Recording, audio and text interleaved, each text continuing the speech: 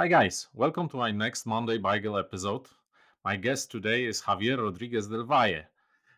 He's innovation lawyer handling with corporate and AI matters. He's lawyer in Augusta Abogados, one of the leading law firms in Spain. Javier, it's great you could join me. Thank you, Michael. Nice meeting you. Thank you for this conversation. Yes, let's talk about AI trends in Spain and this regulatory sandbox that is preparing as an innovative project here in Spain. Yes, I would like to discuss this case because Spain is one of the pioneers of AI in the European Union. You started many months ago a regulatory sandbox when AI Act was just in preparations. How did it work? What was the purpose of this sandbox? Can you share some insights? Yes, of course. Well, this was an initiative of the Spanish government that was approved on June 2022. Has been prepared through 2023, and November last year was finally approved. The regulations, internal regulations, and the conditions for the development of this sandbox. A sandbox is a controlled space, let's say a controlled space for specific fields, for a practical approach in specific matters. It's very aimed at the tech sector. So we have sandbox in other specialties such as fintech or prop tech. But the intention of the Spanish government here is to promote regulatory sandbox in AI with regard to the AI Act that is going to be approved in the next months. The intention of this sandbox is to put together the competent public authorities with the AI business and the users to have a practical approach and to have the information and formation of the participants with practice guidelines in accordance with the AI Act, with the AI Act proposed up to date. You said that it was supposed to be enforced last year. Due to election, it was a bit postponed. But is there any guidelines already, or an act that creates it? How does it look? What are these guidelines, these regulations? Yes, as you said, this was proposed to be launched at the end of last year, but we had elections, national elections in July. The following months were for the confirmation of the government that was approved at the end of the year. So this has delayed a bit the launch of the project. We already have a royal decree that regulates all the functioning of the sandbox, all the who can apply for participation in the project, which are the guidelines for participating, the duration. All these terms are already approved, but the calls for participating have not been published yet. We hope to have them published in the following months, especially with the approval of the European AA Act that is estimated for the next months. But the calls haven't been opened yet. However, the regulation is already approved.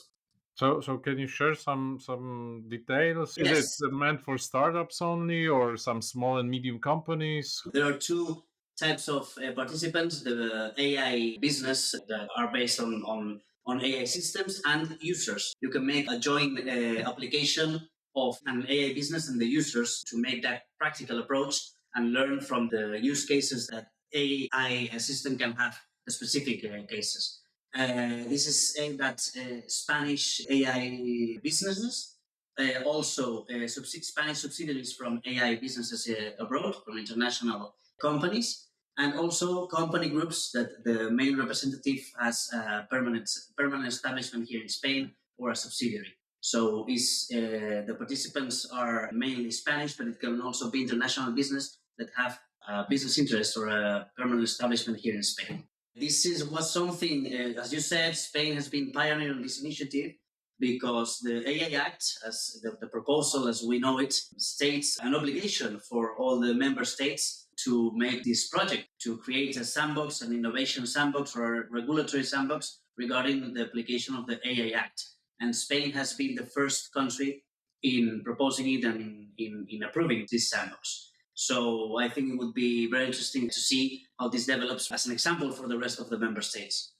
And do you know how the market approaches it? Is there interest of applying to this sandbox? We have received the interest of some clients that we have in the firm with AI system as the core business, and they want to learn from the practical experience. The competent authorities will, at least this is the intention of the sandbox, will get the results from the sandbox. I will create a specific practical guidelines and will try to make specific reports on which are the requirements and the obligations that the business AI businesses must comply to be in accordance with the AI Act.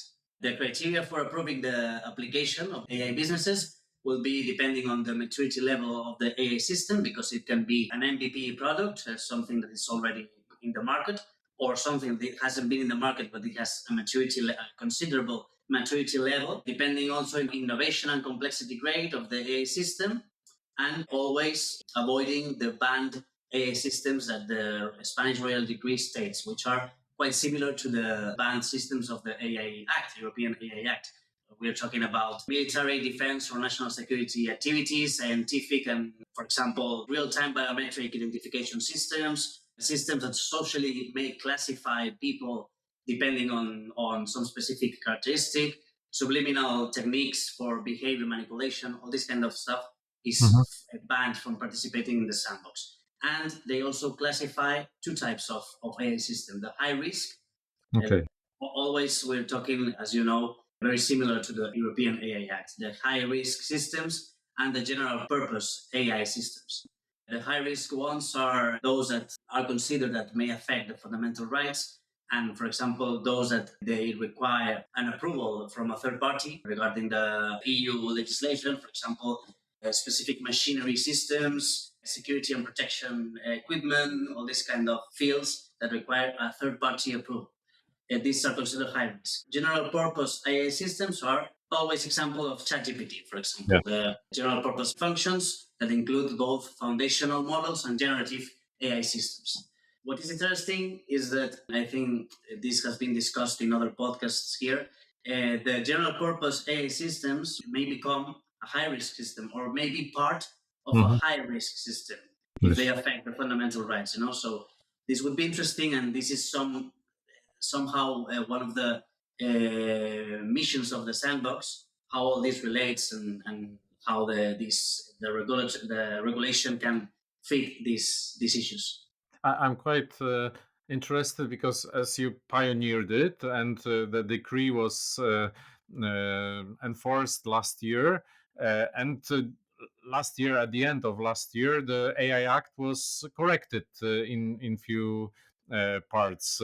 So, do you see any part of this decree on regulatory sandbox, Spanish regulatory sandbox, that requires in change some kind of Well, application to AI Act? no, because the real decree is quite broad. They don't specify that much, so it's quite consistent with the AI Act Okay. as long as we know it's up to date. Probably in the development of the sandbox, this may change, and the creation of the calls, the specific calls, may approach this issue that you're telling, because it is true. We haven't had further regulation of the sandbox apart from the one approved in November. So we will see. The duration of the sandbox is planned to be of 36 months since its approval. This means since November 2023, or until the AA Act is fully applicable, which can be also in 36 months, considering specific obligations, as we know, for the text that has been approved. So, yes, the calls we hope will be opened soon. You have to apply in the application, you have to include a technical report on the specific description of the AI system. If you consider it of high risk or of general purpose, you have. It's interesting also that they make you sign responsible statement regarding the compliance with data protection, and Okay. also regarding compliance with IP rights.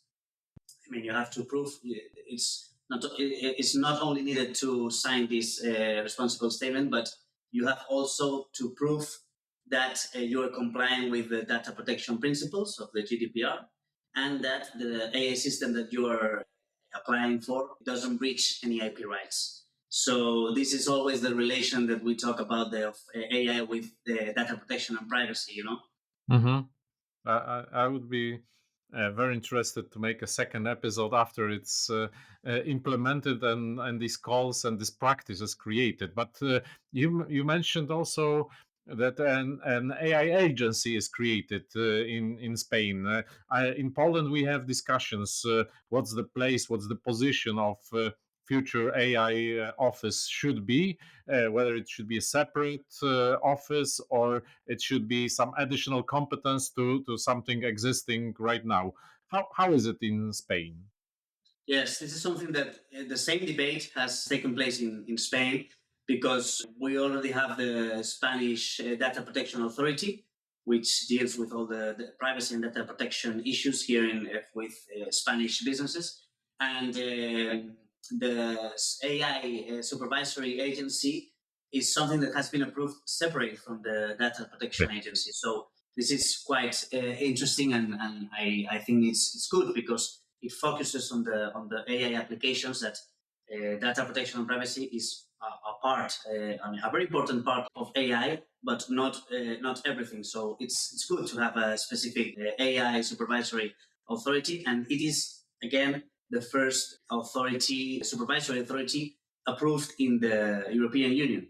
The AA Act also states the obligation for all the member states to create a supervisory agency, and Spain has been the first one in approving it. We will see how this develops because obviously the AI supervisory agency will have to apply the European AI Act. Until this is approved, we may see some changes on the body. I fully agree with this approach. When there is a separate authority, the AI development is a priority for this authority. One last question, because we Yes. discuss here we discuss here during this podcast AI and law. How are lawyers in this? How do they approach this AI changes in Spain, or what's their position in this sandbox framework?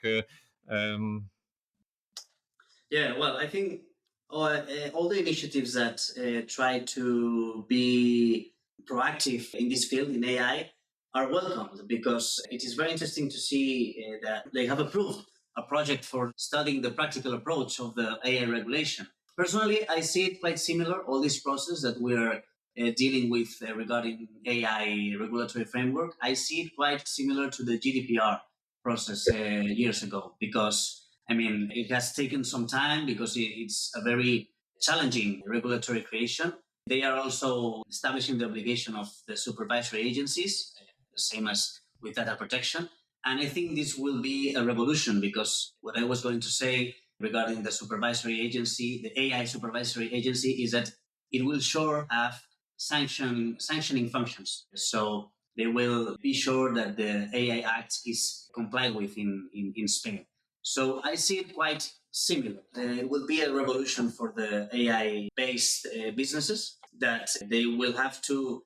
I mean, Europe is saying that the AI Act is not going to be a setback for innovation. We'll see how this is developed. I think it's good news to have this sandbox in Spain, to take the initiative and to learn so that everybody we can learn about the practical approach of the sandbox. but do you see more enthusiasm or fear among Spanish lawyers? No, always enthusiast. Yeah. Okay, that's great. Yes, yes, Thank yes. you, thank you for this interesting discussion. Thank you for being here, and you guys watch next Monday BAIgel episodes. Thank you, Michal.